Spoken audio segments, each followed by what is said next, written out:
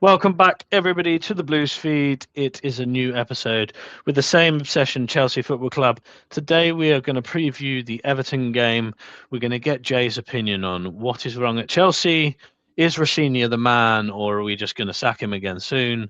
We're going to talk about Neymar versus Rooney, as that's been in the media, and anything else that comes up, because we haven't spoken to each other for a little while. Firstly, how are we doing, Jay? You good? Yeah, I'm all good. There's a slight peek behind the curtain in the fact that we haven't spoken in a while and we just spent quite a long time actually having a catch up prior to recording. Yeah, meant to record at 1 o'clock. It's now 2:30, and we haven't actually started. Well, we've just started. Yeah, So it's good. yeah. It's good times. But Outside of anyway, football. on to the thing of Chelsea. We're in a big old slump. We've not been doing well. We got embarrassed by PSG, who ultimately just do our projects, but much better. So it's not looking good. And now we're going away to Everton, to a Moyes side, who probably are the exact thing that we don't want to play right now. They're going to be really deep. They're going to play us on the break, and they're going to be much better mentally than we are, because we're a bit fragile at the moment.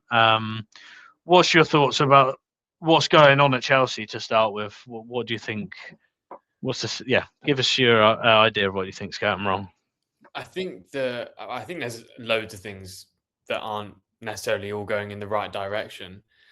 There's an element of the fact that actually, as Chelsea fans have known for a considerable amount of time that this sort of late run in the season is going to be quite tough. I think after Everton, it's Manchester United and Man City. I'm not sure in which order. It might be the reverse order to the way I said it.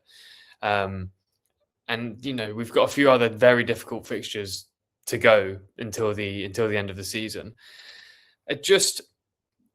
Everything seems disjointed and motivation seems very low. And I think that you can actually point fingers at every single person involved at the moment and find some area of blame.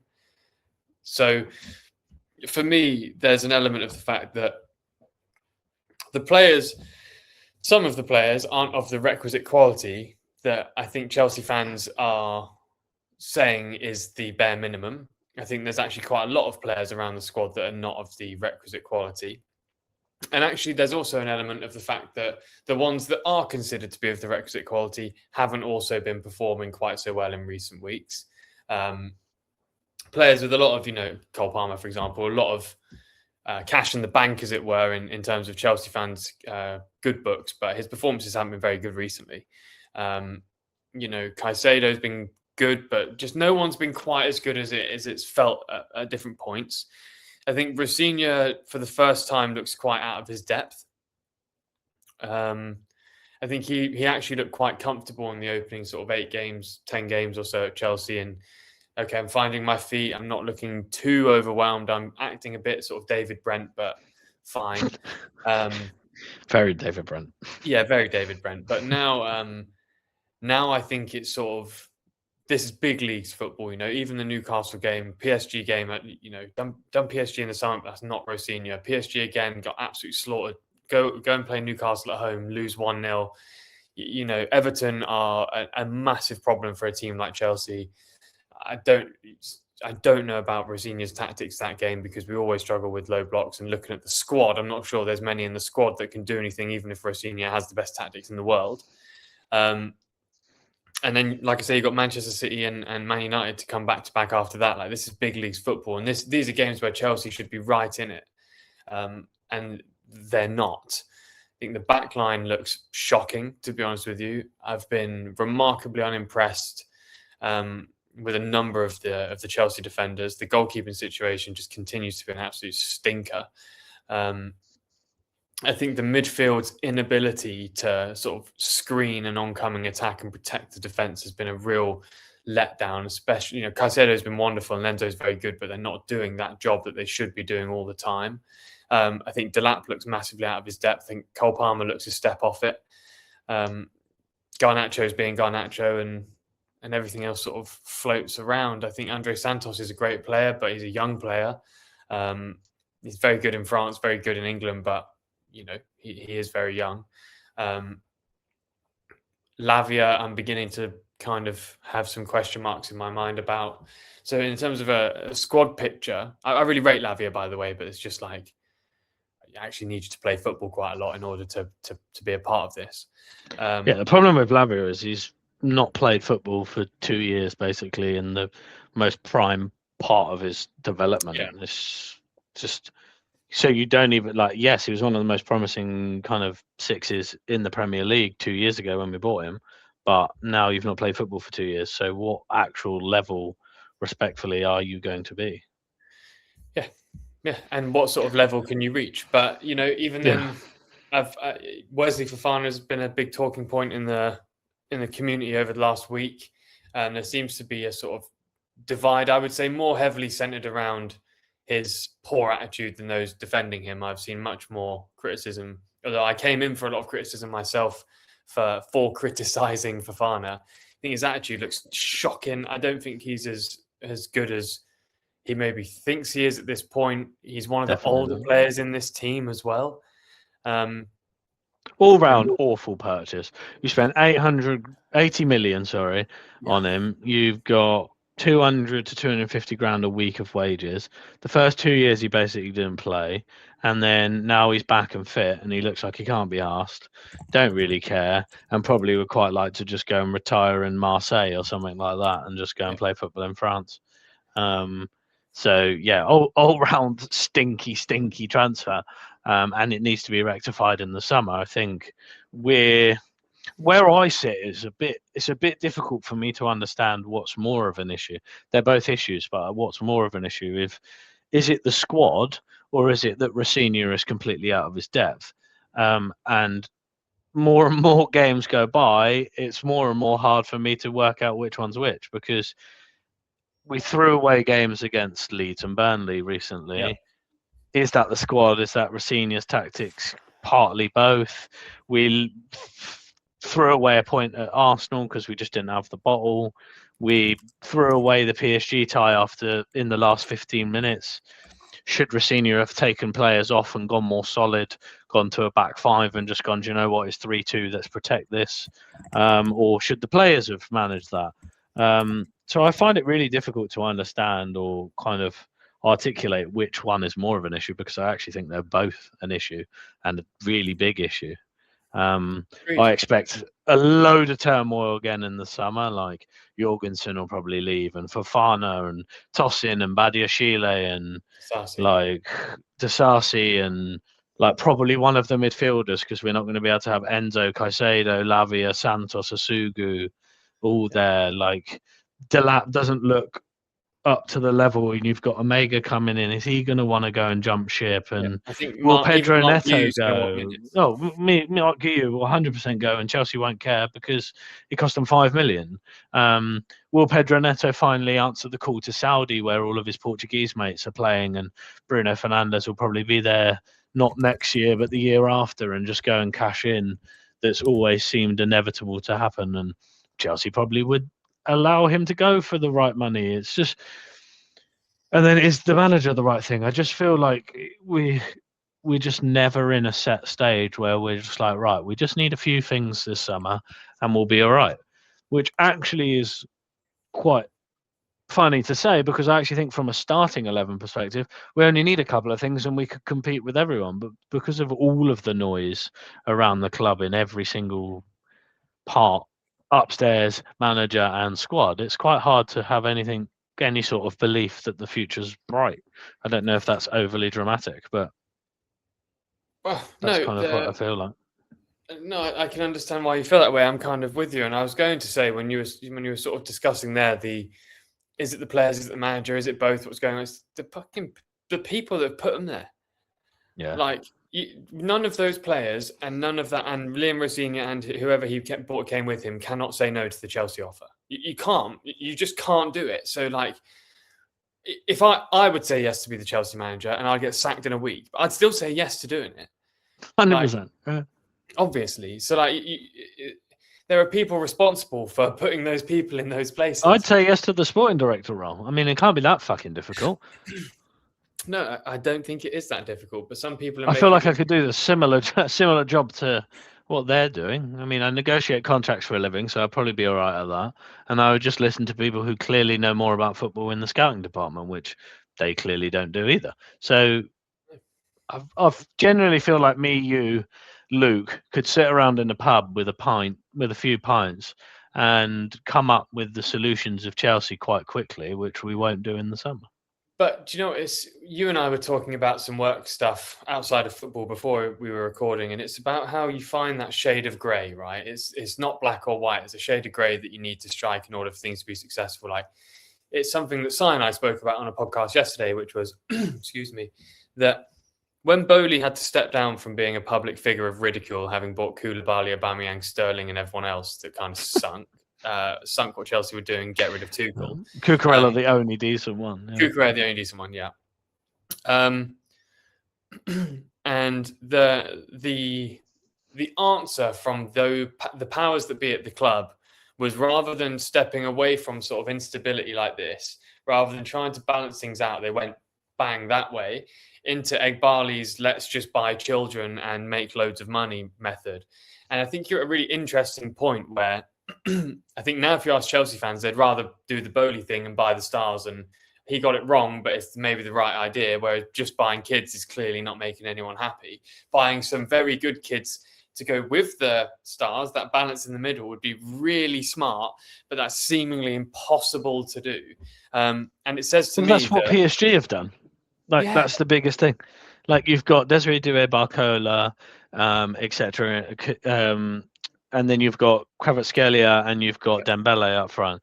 And then you go into midfield and you've got João Neves and Vitinha. And then you've got Fabian. Is it Fabian Luiz? The other Fabian Ruiz. They've got Dro, the kid. Yeah, and him as well. And then you go into the back line where you've got Nuno Mendes and Zabani and Pacho, who are like the more younger ones. And then you've got Hakimi and Marquinhos. Yeah. And then like that's all we need. And I mean we've got some of those. We've got some of those experienced players now already in the squad because they've developed into that. James and Trevor and Caicedo's played a lot and Enzo's played a lot and stuff like that.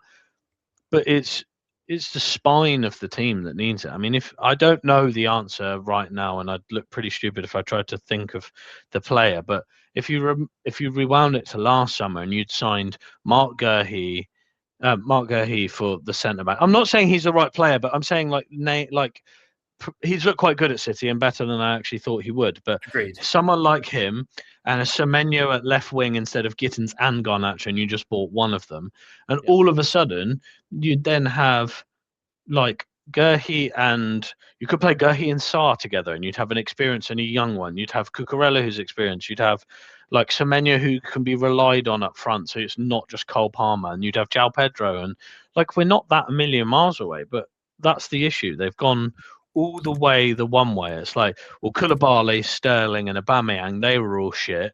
So that means all older players are shit. So we'll only buy kids, and we'll go and buy Noni and Mudryk and Jackson and people like that. And it's just like there is something in the middle you could do, and it would be a lot better. And I really hope that that's what they do this summer, and a little bit more of a. Was it 23, 24 when they got Caicedo and Lavia and people like that? That's the kind of summer we need. And if you want to go and sprinkle in an Esteval level talent, a Quenda level talent at the same time, do that. But I don't want to see the Mark Gurheys and the Amugu that we bought last January and like people like that. Yeah, I don't leave them. Yeah. I don't want my food over or under seasoned. It's not actually that difficult to do neither of those things. Like, it's just. I will say, I think to sort of dive into something sort of hypothetical rather than this is a problem, this is a problem here. Like, I look at this Chelsea team, right, and let's just say, for argument's sake, that Penders is going to be very good and is going to start next season. Let's just say that for argument's sake. And let's also add to that Enzo Fernandez will leave, just for the sake of the hypothetical. When I look at the team, how many players are missing from what I would see as a good starting 11? So Penders in goal, I will put there just for the sake. Reece, but he's made of cake. Cucurella, Caicedo, none of the centre backs. Maybe Levi, but he's been out for so long. No one on the left wing I think is good enough. Palmer I like on the right or in the middle, so that's fine. And then João Pedro I think has been impressive this season and deserves to be in that position probably next season. If he's surrounded by quality players, I think he will deliver left, right foot, and I like his physicality. So, and I don't think we And need I also someone. like the fact of Omega on the bench to back him up, Yeah. because I think he's physically very impressive. So, and the He's pressure won't be on him. He's immensely impressive physically. He can't 6'5" and ultra rapid. Like he's a massive problem if you can harness that correctly. But then it's like, okay, Esteval's great, and do you just start Esteval and let the kid play? Then fine, I will have no problem with that. So you have Esteval, Palmer, left wing spot is open. I don't care if Gittins goes. I don't really care if Garnacho goes. I think Pedro Neto's kind of enigmatic. I know a lot of people aren't always hot on him, but I think he's slightly better. He's a good squad player, though. Yeah, that's exactly what he's a squad player. He's the perfect backup winger in a title-winning side. He can start some games and not. Yeah, he's absolutely that.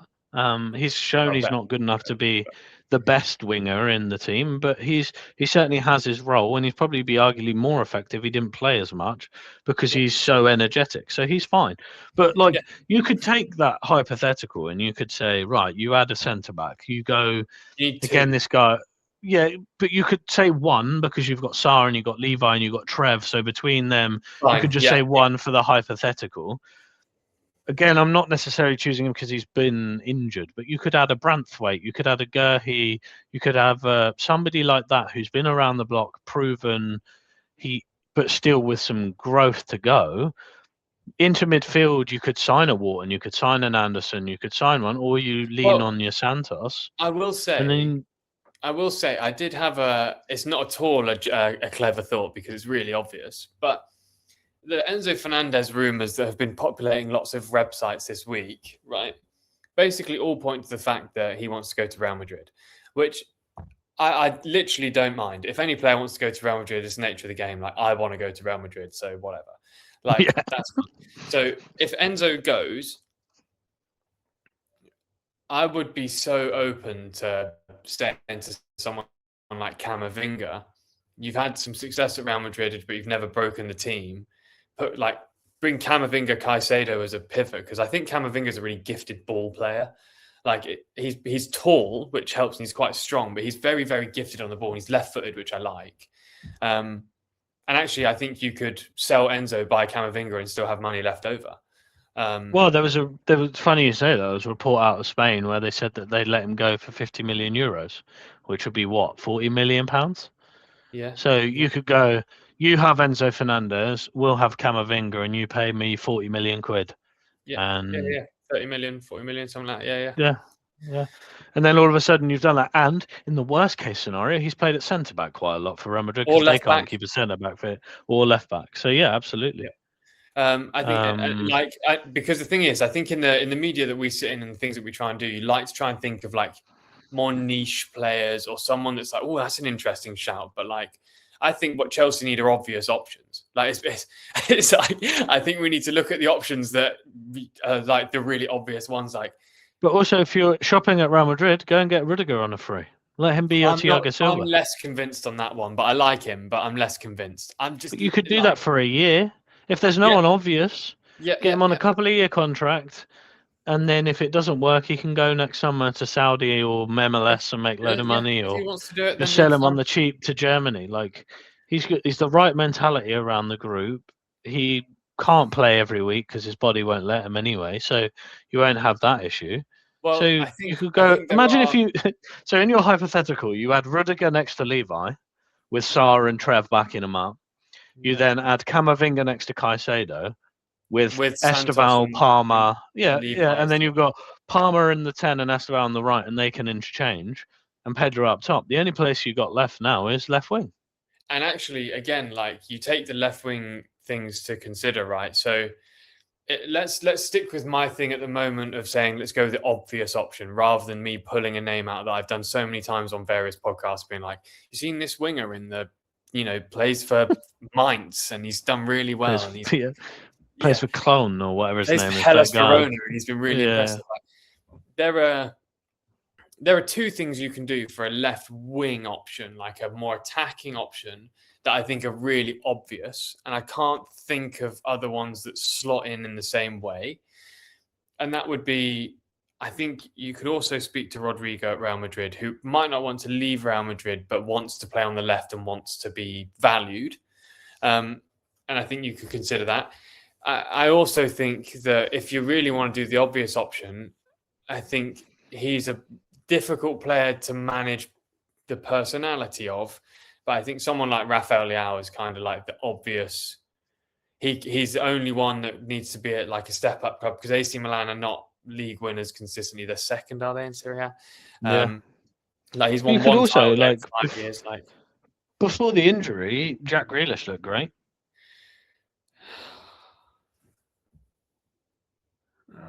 Could go and do something like that.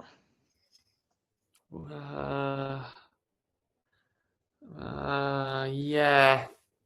The problem with Jack Grealish is he's far too good at a club slightly less desirous of things than Chelsea. Yeah, but we are slightly less desirable than everybody else. We aren't that good. If Grealish comes to Chelsea, he'll look like Stuart Downing did at Liverpool. When Grealish is at Everton, he literally looks unbelievable. Like he sits there, like he needs to be the biggest fish in the pond. I think. I like Grealish actually. As a person, I rate him. As a player, I've rated him. He gets way too much hate and has been the victim of system at City, but he's done it for trophies, so it's worth it. Like, it's really obvious. I rate Grealish highly, and his natural ability is fabulous. But like, what I think of is I want someone more, because the thing is, right, imagine on transition, like having Esteval and someone else who is an absolute massive problem, because Grealish likes to run round, whereas I want people that go through and are really direct. Like the problem with someone like Rafael Leao is he will try to nutmeg someone like 4 times and piss everyone off, and then go and make a rap song and put it on Instagram. But like, he is really good. And the options I think are quite limited for the obvious option. Otherwise, you see things like El Marla for, is he at Cologne? Is he, or Cologne? One of the Cologne. Cologne, yeah. Like I've watched, as you know, I watched the Bundesliga. I like the league. I was going to say I think the outstanding 2 options at centre back, one of them is from the Bundesliga, but like El Marla for 42 million euros, like what is that about? Like, what is that's that? That's him and his brother in the human trafficking way. We'll buy both. Yeah, but why would you want that? Like, yeah, but I don't think that's even for Chelsea. I think everybody's getting massively bought up into it, and they think it's for Chelsea when actually it's probably for Strasbourg, and we're probably using Chelsea's banner to beat off your Brightons, and we're going to sell him the dream that you go and play for Strasbourg for a couple of seasons and you can come back because our left wingers are shit. I wouldn't be, and we'll buy a brother and we'll put him in the Chelsea academy on a very stupid wage for an academy player. Playing for FC Antwerp for 2.5 seasons before he has to retire from. Do you know what I mean? Like, it's rubbish. Yeah. It's Eden Hazard's brother buying like we did. It actually, to be fair, it's quite harsh because Thorgan Hazard had a pretty decent career. He did have a good career, yeah. But that was ultimately, There was another Hazard that was really shit. There was one that didn't. Kefren or something like that. Yeah, whatever his name was. Yeah, that guy. I hope he's happy and living a good life. But I'm sure he is. Yeah, I'm sure he came and joined Chelsea on like $5,000 a week, or knowing Roman Abramovich, he probably had a couple of million in his bank account. Now we've worked that out as well. So 100%. But what I think, it's Chelsea needs to be an end point for players. It just needs to, or like a point at which, if you succeed, the only move you have on the table is Real Madrid, Bayern Munich, or Barcelona, because that's kind of the nature of the game.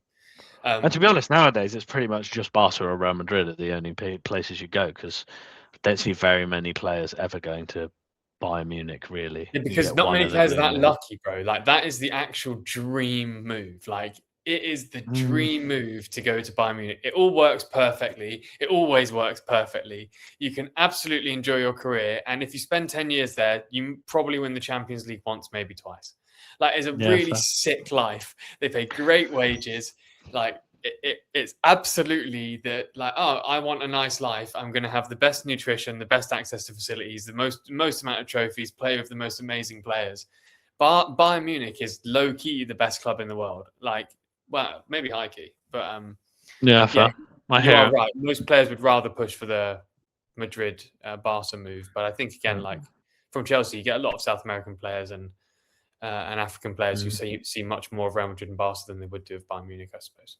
But to bring back your kind of hypothetical full circle was kind of my point when I was talking, that even though it feels like we're a mile away, actually in the hypothetical and in reality, we're 2-3 signings, especially in a first team perspective, to actually really being able to compete at the top. Because then you can add this summer when Mega and Quenda and Sar actually properly gets integrated and people like that, all of a sudden they're the squad players, and all of a sudden you're looking on the bench and you've got Omega to come on, you've got Quenda to come on, you've got Asugu or Lavia or Santos, and you've got Sar to back them up and Hato to come on, and all of a sudden we're really exciting because the first team's great and the squad's good. We're only exciting if the players that start can consistently deliver a result enough to allow those young players to come onto the pitch and not have to fight to get a point. Or that the manager shits themselves and think, oh, I won't bring on Quenda. Yeah, exactly. Yeah, I'm going to bring on 2 defenders. Yeah, we need. Well, not even that. It's just, well, I can't play Quenda because he's 18 and not played in the Prem, so he'll have to stay on the bench. When actually he needs to just play. So you need the first team, exactly like you say, to actually consistently perform. Which again, I think we're only 2 or 3 away, and then a manager that has the bollocks enough to go with the kind of rough and the smooth and actually just continue to play those players. Because how many times did we see Maresca not bring on Esteban? Oh, loads. And you're just like, bro, he's probably our best winger. So put him on the pitch. Yeah, he is our best winger. Yeah, he's definitely the best. It's like you say, but it's just no one is able to find the shade of grey in a leadership position. I think Rosenior is a really nice man, and I think he will have a good career in football, and I think he's very, very tactically astute. But the problems with Chelsea, I think, are really indicated by the PSG thing, because you finish on a slightly higher XG, but it's not about the tactics really in that game that let everything down as much as it is just the individual performances. Like PSG just got players that are better. Well, the epitome of that game that wound me up is that we were nearly PSG, because we could have had Enrique as a manager and we didn't. We tried to get Barcola, Desiree Doué, Ousmane Dembele before he went to PSG when he was at Barcelona. We had conversations about Pacho, but he chose PSG. We've been linked with like Nuno Mendes and linked with Zabani. I'm fairly sure Chelsea have been linked with Marquinhos every window that's ever existed. Thiago Silva was trying to get him to come to Chelsea for the whole time he was there. So that was the epitome of what we could have been if we were better at what we were doing upstairs, because then we could have had 50% of that squad. But we chose Pochettino. And then following Pochettino, we didn't get Champions League, which meant that when we went to go for Desiree Doué and Barcola and people like that, they went, no, I'll go and earn more money in France and win titles every year, and I get to play in Champions League. Whereas actually we might have been able to get them. Okay, so yeah, PSG are just the epitome of what we could have been, but we aren't good enough. Yeah, and actually, it's really interesting in the sense that the people that own PSG have understood that, and it's the same thing Abramovich understood, and I'm critical of Abramovich, and it gets me heat every single time I talk about it. But like what Abramovich understood, which the PSG owners understand, is that what you see on the pitch has to either massively excite or be incredibly successful for your business to really make the money that you wanted it to make in the first place. Like Todd Boehly, yes, he got it wrong in the first instance, for example, but we don't know. He might have just continued to fuck it up because he's a bit of a lemon as well, or can be at points, especially publicly. Well, I mean, he literally said recently that he only bought Cucurella because City wanted him and he had no idea what he was doing. Yeah, exactly. Like, that's just craziness. But he might have done the thing where he gets Jordan Chelsea kits and signs bigger players, and maybe fans would have wanted that more. I don't know. But whatever it is, the Jordan kits is an interesting one because it's actually not quite as exciting as people think. But also, I'll talk about Jordan's that another day. For me, to be fair, I'm not a Jordan's boy. I don't know if that comes across, but I wouldn't wear a Chelsea shirt pretty much ever. To be fair, apart from I got a nice vintage one from '97 which I'd wear, but not really too much of a football shirts guy. But yeah, I think you're right. It just highlights that this could have been us. Essentially, it's like they've opened their lunchbox and they've got nicer food than you, and it's just like, oh, fuck. Like, But you were in the market for all of them, but you just couldn't you both convince went to the them, same or supermarket. you fucked up. Both went to the exact same places, come out with completely different things, and it's like, right, well, And we've spent more. So they've shopped in the reduced section and got better produce, and we're out there buying stuff in the promotion area, and we've got exactly more. And the most mental thing is they've built their squad for less money, and their wage bill is only 30 million and more than us a year, which is fuck all in the grand scheme of things in football, really. Yeah, no, it's absolutely, definitely not a thing. Like, it is absolutely. It's like an extra 10 grand on everybody's wages, and that's what it would cost.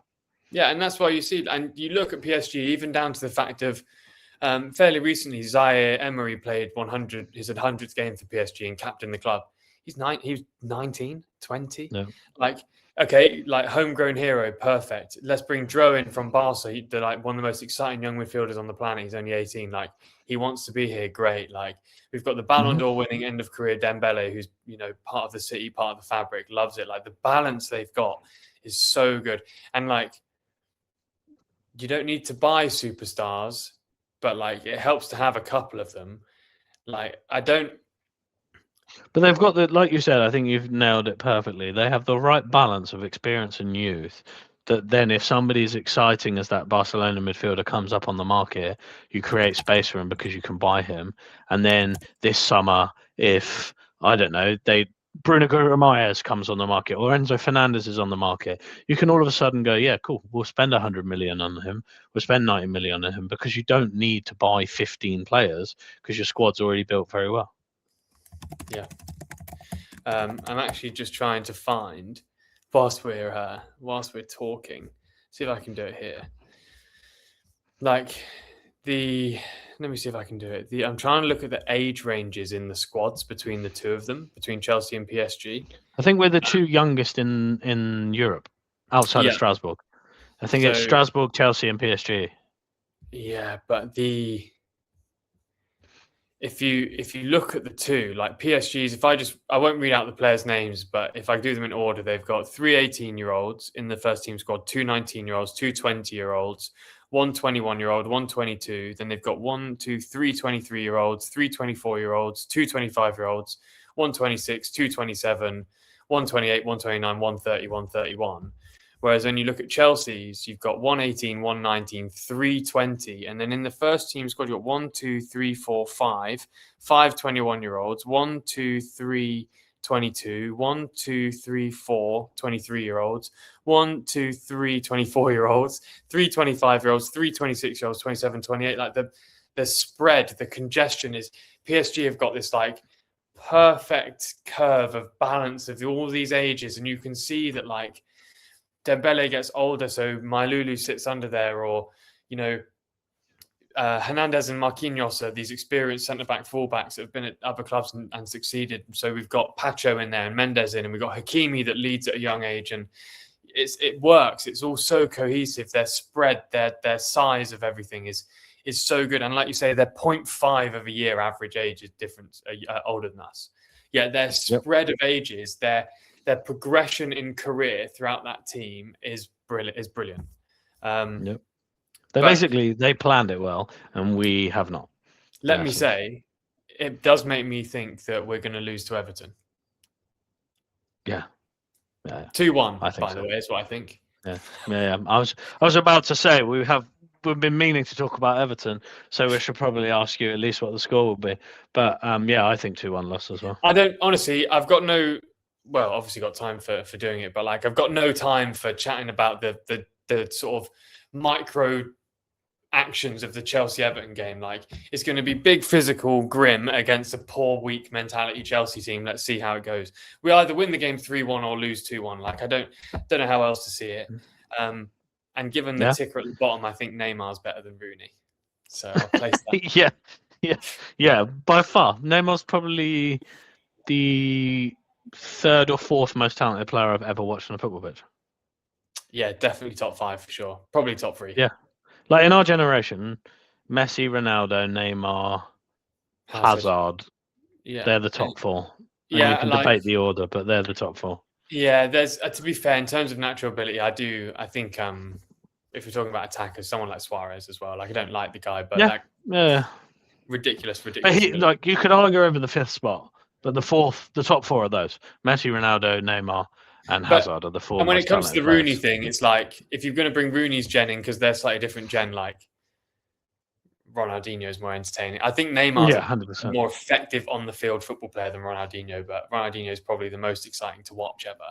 But I think One of the most talented players to ever play, Ronaldinho. yeah, if not the, but like Neymar, the Neymar Rooney thing is crazy because I'm not quite sure how like English people don't seem to realize how good Neymar is. Like it's a different If level. Neymar was born in a different generation, if Neymar was this generation and not the Messi Ronaldo He'd be the best player generation, by he'd be miles. the best player in the world. Yeah, But it wouldn't even be close. Like it Yeah. actually genuinely wouldn't be close. Like he's and if he didn't likely go to Barcelona where Messi was, and then go to PSG, and then Messi turned up at PSG and clouded everything, if he just went somewhere else, he would have been like if we'd actually got the transfer over the line, which we were minutes away from doing. yeah, He would have been gone down as one of the best Premier League players to ever play in the Premier League. 100%. It was fucking, you had the MSN over there. So it was like Messi, him, and Suarez. Like, the greatest, the greatest. there was one of the greatest three to play together, but it meant that he didn't get all of the accolades or the kind of plaudits for that. But yeah, I'm glad we finished on Neymar and Rooney. Please let us. We've just spoken for the whole entire time, but let us know any of your thoughts down below. If you have opinion on anything, tell us both. We're idiots if you want to. Let us know what you think the score prediction is for Everton. Let us know what you would do to change in that hypothetical that Jay brought out. And we will catch you all soon. Peace.